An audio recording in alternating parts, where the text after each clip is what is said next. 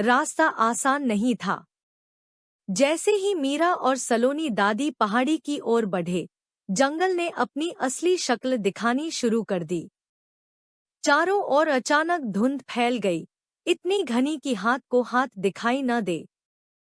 पेड़ों से फुसफुसाहटें आने लगी, जैसे वे जिंदा हों और गुस्से में हों। हमें पसंद नहीं कि कोई इस रास्ते पर चले, ऐसा लग रहा था जैसे हर पत्ता यह कह रहा हो। फिर अचानक एक तेज झोंका आया और पुराने सूखे पेड़ों की आत्माएं जाग गईं। वे लंबे, साए जैसे आकार में पेड़ों से बाहर निकलीं और मीरा की ओर बढ़ने लगी। उनका चेहरा डरावना था, लेकिन मीरा का चेहरा साहस से भरा हुआ हो कि हे आत्माओं, आज हमें कोई नहीं रोक सकता। मीरा ने अचानक से सलोनी दादी का हाथ और कसकर पकड़ लिया और वह दोनों उस सफर में आगे बढ़ने लगे। सलोनी दादी ने मीरा से कहा कि मीरा, डरो मत, डर हमें रोकने आता है, लेकिन सभी का प्यार हमें आगे ले जाता है। और घना अंधेरा होने लगा और फिर रात के पक्षियों की एक झुंड उनकी तरफ आने लगा और अचानक से उन सभी पंक्षियों ने मीरा और बूढ़ी विच को चारों ओर से घेर लिया और हमला करने लगे। लेकिन मीरा को याद आया कि मेरी माँ ने मुझे एक माला दी है जिसमें असीम शक्ति है। जैसे ही मीरा ने अपनी माला निकाली, जिसमें उसकी माँ की दी हुई छोटी घंटी लटक रही थी, जैसे ही घंटी बजी, वह आवाज उन पक्षियों को शांत कर गई, जैसे किसी माँ ने डांटा हो। वह लोग आगे बढ़ते रहे और पहाड़ी के और ऊपर चढ़ने पर वहां ठंडी हवा चलने लगी। वहां चारों तरफ अंधेरा ही अंधेरा था। अचानक जब चांद की रोशनी पहाड़ी पर पड़ी, जिस रास्ते पर मीरा और सलोनी दादी चल रहे थे, वहां का मंजर बड़ा ही दिल दहला देने वाला था। चारों तरफ बर्फ ही बर्फ थी।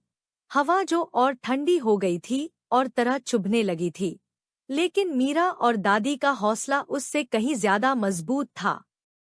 आखिरकार मीरा और सलोनी दादी उस पहाड़ी की चोटी तक पहुंच गए जहां अब अंधेरा गायब हो रहा था और वहां चट्टानों के बीच नीलकमल की नीली चमक किसी स्वर्गीय आशा और एक अनोखी शिक्षा दे रही थी कि चाहे कितना घना अंधेरा क्यों न हो और कितना ही बड़ा संकट क्यों न हो, लेकिन एक दिन अंधेरा गायब हो जाएगा और चारों तरफ अच्छाई का उजाला ही नजर आएगा।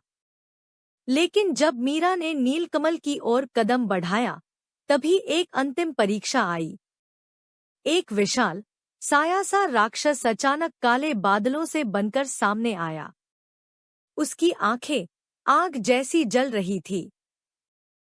कौन हो तुम, जो मेरी नींद में खलल डालती हो? उसकी आवाज गूंजी। मीरा कांपी, लेकिन पीछे नहीं हटी। मैं मीरा हूँ, इस जंगल की बेटी, और मैं यहाँ सबको बचाने आई हूँ। राक्षस एक पल के लिए चुप हुआ, फिर बोला, तुम्हें इस फूल की कीमत पता है? यह फूल केवल निडर और निस्वार्थ दिलों को मिलता है। मीरा ने उसकी आंखों में देखा और बिना डरे नीलकमल को जादुई पानी में डाल दिया। तुरंत ही सारा पहाड़ चमकने लगा। काले बादल ऐसे हेड जैसे कोई सपने से अचानक जाग गया हो। हर ओर उजाला फैल गया। राक्षसों की जगह रंग-बिरंगी तितलियां उड़ने लगी। जंगल का हर पेड़ मुस्कुराने लगा, हर पत्ता हंसी में झूमने लगा। सलोनी दादी की आंखें भीग गईं। तुमने ना सिर्फ जंगल को बचाया, मीरा, उन्होंने कहा, बल्कि उसे फिर से जीना सिखाया। मीरा को पहाड़ देवता से एक जादुई ताबीज मिला। उसमें उसकी आवाज बंद थी। अगर कभी कोई मुसीबत आई, तो ताबीज को चूमने से वह ताबीज उसकी रक्षा करेगा। जब मीरा अपने गांव लौटी, तो उसकी दादी उसे देखकर दौड़ पड़ी और उसे कसकर गले लगा लिया। गांव वालों ने तालियां बजाईं, लेकिन मीरा ने सिर्फ मुस्कुरा कर कहा, मैंने सीखा है, कोई भी बाहर से डरावना या अजीब लगे, जरूरी नहीं कि वो बुरा हो।